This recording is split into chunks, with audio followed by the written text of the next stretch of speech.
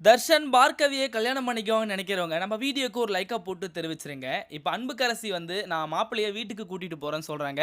வீட்ல இருக்கிற எல்லாருக்குமே பார்த்தீங்கன்னா, தர்ஷன் அனுப்புறதுக்கு விருப்பமே கிடையாது. சக்தி கூட சொல்லுவாரு, "அதெல்லாம் ஆல்ரெடி சொல்லியாச்சே, தர்ஷன் இங்க தான் இருப்பான், அங்கலாம் வரக்கூடாதுன்னு சொல்லிட்டு" அப்படின்னு சொல்றாங்க. பட் உங்க வீட்டு பையன் நடந்துக்கின லட்சணம் அப்படி அப்படின்னு சொன்ன உடனே வீட்ல இருக்கிற யாருக்குமே பேச்சே வரலைங்க. அன்புக்கரசி பேசுனது ஒரு வகையில உண்மதான். தர்ஷன் வந்து அந்த பொண்ணுகிட்ட பேசினது, அந்த பொண்ணுகிட்ட வந்து கால் பேசுனது எல்லாத்தையுமே பார்த்தீங்கன்னா, குணசேகரன்கள் எடுத்து காமிச்சுறாங்க. குணசேகரனும் பார்த்தீங்கன்னா, அவன் சாவுற அளவுக்கு பார்த்தீங்கன்னா, அடிச்சு கொல்றாரு. "அடிச்சு கொல்லுங்கடா அவன். வீட்டோட மானத்தையே வாங்கிட்டியாடா நீ" அப்படின்னு பார்த்தீங்கன்னா, அவன பயங்கரமா அடிச்சிடுறாங்க.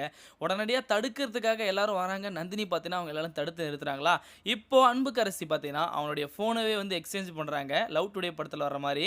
"என்ன இது சினிமா கதையெல்லாம் இருக்கு" அப்படின்னு பார்த்தீங்கன்னா, கரிகாலன் சொல்லிட்டு, "நீங்களும் கதிர் மாமாவும் வேணா ஃபோன மாத்திக்கலாம். அது என்ன நீங்களும் தர்ஷனும் மாத்திக்கிறது" அப்படின்னு சொன்ன உடனே, "வாய மூடுன்னு" சொல்லிட்டு ஃபோனை மாற்றி கொடுத்துட்றாங்க.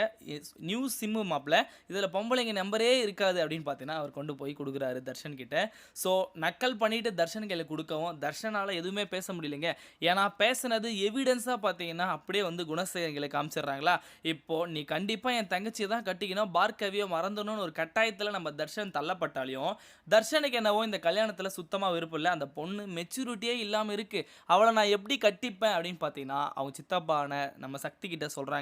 சரிடா, எல்லாத்துக்கும் ஒத்துக்கிட்டு தானே நீ தானே வந்து இங்கே இறங்குன, இப்போ பத்திரிக்கைலாம் அடிச்சதுக்கு அப்புறம் இப்படி மானத்தை வாங்கினா, அப்பா வேற வந்து அதாவது சாமி முன்னாடி, மீனாட்சி அம்மனுக்கு முன்னாடி நான் சத்தியம் பண்ணி தரேன், இவன் தான் உன் வீட்டு மருமக அப்படின்னு பார்த்தீங்கன்னா, தர்ஷனை கொடுக்குறதா அன்புக்கரசிகளை சொல்லிட்டு இருப்பாரா. இதெல்லாம் ஏற்கனவே தெரிஞ்சது தானே மாமா, இப்போதைக்கு வந்து தர்ஷனா எந்த வித வம்புக்கும் போகாமல் இருந்தால் சரி அப்படின்னு பார்த்தீங்கன்னா அன்புக்கரசி சொல்லுவாங்க. ஸோ இப்போ நாங்கள் அந்த பொண்ணை ஃபாலோ பண்ணுறதை விட்டுட்டு உன்னை தான் ஃபாலோ பண்ணிட்டு இருக்கோம், அதனால் நீ எங்கே போன, எங்கே வர, எங்கே என்ன பண்ணுற அப்படின்ற விஷயம் எல்லாமே பார்த்தீங்கன்னா எங்களுக்கு தெரியும் அப்படின்னு பார்த்தீங்கன்னா சொல்கிறாங்க. மாப்பிள்ளை கல்யாணம் முடிகிற வரைக்கும் எங்கள் வீட்டிலே இருக்கட்டும், ரெண்டு பேரும் பார்த்தீங்கன்னா ஒன்று சேர்ந்து எங்கேயாச்சும் ஊரையாச்சும் சுற்றட்டும் அப்படின்னு பார்த்தீங்கன்னா சொல்லுவாங்க. ஸோ இதில் எனக்கு சுத்தமாக விருப்பமே இல்லை அப்படின்னு பார்த்தீங்கன்னா தர்ஷன் சொல்லிடுவார். ஏன்னா தர்ஷன் வந்து ஆல்ரெடி இந்த வீட்டிலேருந்து எஸ்கேப் ஆகி எப்படியாச்சும் காலேஜ் போகிற மாதிரி சொல்லிட்டு வரேன் மச்சான் அப்படின்னு வந்து அவங்க ஃப்ரெண்டு கையில் சொல்லியிருப்பாங்க, என்னை பிக்கப் பண்ணிக்க அப்படின்னு சொல்லிட்டு. அப்பா காலேஜ் போகிறேன்ப்பா அப்படின்னு வந்து நிற்கவும், எதுக்குடா காலேஜ் போகிற, இப்போ என்ன பண்ணுறதுக்காக போகிற அப்படின்னு பார்த்தீங்கன்னா குணசேகரன் கேட்குறாரு. ஸோ பத்திரிக்கைலாம் அடிச்சு ஆயிடுச்சு, இதுக்கு மேலே நீ காலேஜுக்கு போகக்கூடாதுன்னு சொல்லவும், ப்ரொஃபஷனல் சர்டிஃபிகேட்டை வாங்கணும்னு சொல்கிறாரு. ப்ரொஃபஷனல் சர்டிஃபிகேட்டும் தேவையில்ல, நீ காலேஜ் படித்ததும் போதும், இது நாள் வரைக்கும் நீ மானத்தை வாங்கினதும் போதும், நான் அந்த பொண்ணுக்கிட்ட வந்து கையை கட்டி நிற்கிற மாதிரி ஒரு வேலையை பண்ணி விட்டுறாரு தர்ஷா, இதுக்கு மேலே நான் வந்து மனுஷனாகவே இருக்க மாட்டேன், பொறுப்பை வந்து நான் கதிர்கிட்ட ஒப்படைச்சிட்டேன், கதிர் தான் உன்னை பார்த்துக்குவான், கதிர் அமிச்சா நீ போயிட்டு வான்னு சொல்லவும், அங்கே இருக்கிற நடந்துட்டு இருக்கும்போது பிரச்சனையிலே பார்த்தீங்கன்னா அறிவுக்கரசி வந்துடுறாங்க. ஸோ மாப்பிள்ளையே நான் என் வீட்டுக்கு கொண்டு போகிறேன்னு சொல்லவும், சக்தி எதிர்த்து பேசவும், உங்கள் வீட்டு பையன் பண்ண லட்சணம் அப்படின்னு சொல்லியிருக்காங்க. என்னதான் வந்து தர்ஷன் வந்து தப்பு பண்ணியிருந்தாலையும் இப்போ வந்து எப்படியாச்சும் வந்து நம்ம பார்கவியை லவ் பண்ணிக்கலாம், லவ் பண்ணுற மோட்டிவில் தான் பார்த்தீங்கன்னா ரெண்டு பேருமே பேசிகிட்டு இருக்காங்க. ஆனால் இதுக்கு இடையில பார்த்தீங்கன்னா மெச்சூரிட்டியே இல்லாத பொண்ணை நான் கல்யாணம் பண்ணிக்கணுமா அப்படின்னு பார்த்தீங்கன்னா ஆசைப்பட்றாரு. ஸோ அவரே தான் வந்து பத்திரிக்கை அடிக்கிறதுக்குலேருந்து எல்லாத்துக்குமே சம்மதிச்சார் முதல்ல, சொத்துக்கு ஆசைப்பட்டு. ஆனால் வீட்டில் தெரிஞ்சு வீட்டில் இருக்கிறவங்க எல்லாரும் திருத்தின உடனே பார்த்தீங்கன்னா அவருக்கு புத்திமதி வந்து அவங்க அம்மா சொல்கிற பேச்சை கேட்டுட்டு அந்த பொண்ணுக்கிட்டையும் பார்த்தீங்கன்னா அன்பாக பேசிக்கிட்டு எக்ஸாம்லாம் கிளியர் பண்ணுறதுக்காக போய் படிச்சுட்டு வந்தார். ஆனால் அன்புக்கரசி சுத்தமாக விடுறதா கிடையாதுங்க.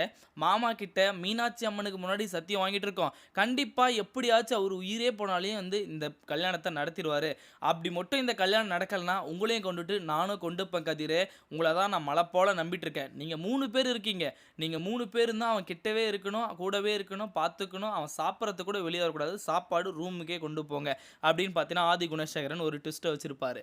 ஆனால் கதிர் இப்போ பார்த்தீங்கன்னா அந்த வீட்டுக்கு போகிறதுக்கு சம்மதிச்சிடுறாங்க, கதிரும் ஆதி குணசேகரனும். இப்போ தர்ஷன் அந்த வீட்டுக்கு போனாலும் சைலண்டாக இருக்க போகிறதில்ல, தர்ஷன் வந்து எஸ்கேப் ஆகிற பிளானில் தான் இருக்கார். அதனால எஸ்கேப் ஆகி பார்த்தீங்கன்னா பார்கவி கூட போகிறாரு இல்லையோ, கண்டிப்பாக வந்து இந்த ஊரை விட்டு போயிட்டு இந்த கல்யாணத்துல இருந்து எப்படியாச்சும் நம்ம தப்பிச்சா போதும், அதுக்கப்புறம் ஏதோ ஒன்று தானாக நடக்குது அப்படின்னு பார்த்தா தர்ஷன் ஒரு முடிவு பண்ணிடுறாருங்க. அதனால தான் இந்த வீட்டிலேருந்து அந்த வீட்டுக்கு போகணும்னு சொல்லும் போதும் பார்த்தீங்கன்னா அவங்க அப்பாவுக்கு பயந்து போயிடுறாங்க. ஆனால் உண்மையிலே தர்ஷனுக்கு அடி உழுந்தது தர்ம அடி. அவர் பார்த்தீங்கன்னா குணசேகரனை பாத்திரத்துக்கே பார்த்தீங்கன்னா அந்த பயப்படுறாரு. அந்த அளவுக்கு பார்த்தீங்கன்னா குணசேகரன் அடிச்சாரு, கண்ணமெல்லாம் வீங்கிடும். ஏன்னா நம்ம கல்யாணம் முடிவு பண்ணிட்டோம், யார் வீட்டார் பையன்னு எல்லாருக்குமே தெரியும், நீ போய் அந்த பொண்ணுக்கிட்ட பேசிகிட்டு இருக்கிறதெல்லாம் யாராச்சும் பார்த்துட்டு ஏதாச்சும் பண்ணால் நம்ம குடும்பம் மானலடா போகும், ஏற்கனவே சந்திச்சிருக்கு, ஒரு நாளாச்சும் நிம்மதி இருக்கா இந்த வீட்டில், இப்படியே தான் பண்ணிட்டு இருப்பியா நீ அப்படின்னு பார்த்தீங்கன்னா அந்த வீட்டுக்கு அமுச்சு விட்றாங்க.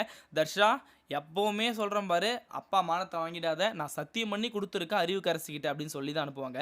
ஆனா தர்ஷன் அங்க போயிட்டு ஆக்டிவிட்டியே இருக்க மாட்டாரு. சைலன்ட்டாவே இருப்பாரு. இதெல்லாம் பார்த்த அன்புக்கரசிக்கு பார்த்தீங்கன்னா, அறிவுக்கரசிக்கு பயம் வந்துருதுங்க. ஏதோ ஒண்ணு பண்றான். ஆனா என்ன பண்றான்னு தெரியல. மாப்பிள்ளையே எஸ்கேப் ஆகுறதுக்கு பிளான் பண்ணிட்டு இருக்கான். தயவு செஞ்சு அவன் ஃபோன் கால்லேருந்து எல்லாமே இதுக்கு மேல நீங்க வந்து விசாரிக்கணும் அப்படின்னு பார்த்தீங்கன்னா, அவங்க கிட்ட பொறுப்ப ஒப்படைச்சிடுறாங்க. அதாவது நம்ம அறிவுக்கரசி இருக்கிற வீட்ல இருக்கிறவங்க எல்லாருமே பார்த்தீங்கன்னா, தர்ஷன் மேல தான் கண்ணா இருக்காங்க. எங்க மாப்பிள வந்து எங்கேருந்து எஸ்கேப் ஆகி போயிடுவானோ அப்படின்னு சொல்லிட்டு. மாப்பிள நீங்க அந்த வீட்லனா கூட ஃப்ரீயா இருந்திருக்கலாம். ஆனா இந்த வீட்ல நீங்க ஃப்ரீயா இருக்கிறதுக்கு வாய்ப்பே கிடையாது. நான் ஆதி குணசேகரன் உங்க அப்பாவோட வந்து தெளிவான ஆளு. அதனால அவர்கிட்ட சத்தியமும் வாங்கிட்டு, உங்கள இந்த வீட்டுக்கும் கூட்டிட்டு வந்திருக்கேன்னா, நான் எவ்வளோ தெளிவானவன்னு நீங்களே பார்த்துக்கங்க. இதுக்கப்புறம் இந்த வீட்ல இருந்து நீங்க ஒரு அடி கூட நகர முடியாது. யார்கிட்டயும் பேசவும் முடியாதுன்னு சொல்லிடுறாங்க.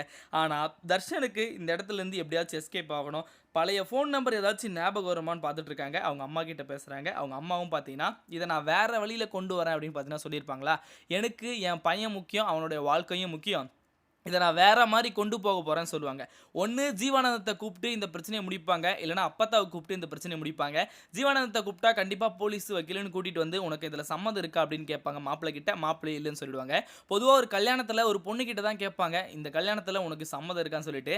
ஆனா இந்த குடும்பத்துல நடக்கிறதெல்லாம் பார்த்தா மாப்பிள்ளை கிட்ட ஆப்போசிட்டா கேட்க போறாங்க. மாப்பிள்ளையும் பார்த்தீங்கன்னா இதுல எனக்கு சம்மந்தமே இல்ல அப்படின்னு சொல்லப் போறாரு. ஏன்னா கட்டாய கல்யாணம் பண்றதுக்காக எங்க அப்பாவிலருந்து எல்லாருமே சொத்துக்காக என்ன அடமானம் வைக்கிறாங்க.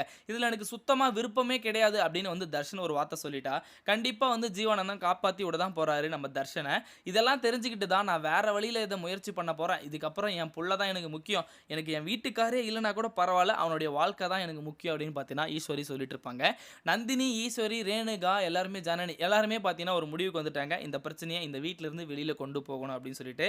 ஸோ இதே மாரி இன்ட்ரஸ்டிங்கான வீடியோவ நீங்க பார்த்து தெரிஞ்சுக்க நம்ம சேனல சப்ஸ்கிரைப் பண்ணி பெல் ஐகான கிளிக் பண்ணிக்கங்க. அப்பதான் நான் போடுற வீடியோ அடுத்தடுத்து உங்களுக்கு உடனுக்குடனே நோட்டிஃபிகேஷன் வந்து சேரும். அடுத்த வீடியோல சந்திக்கலாம். அது வரைக்கும் பாய்.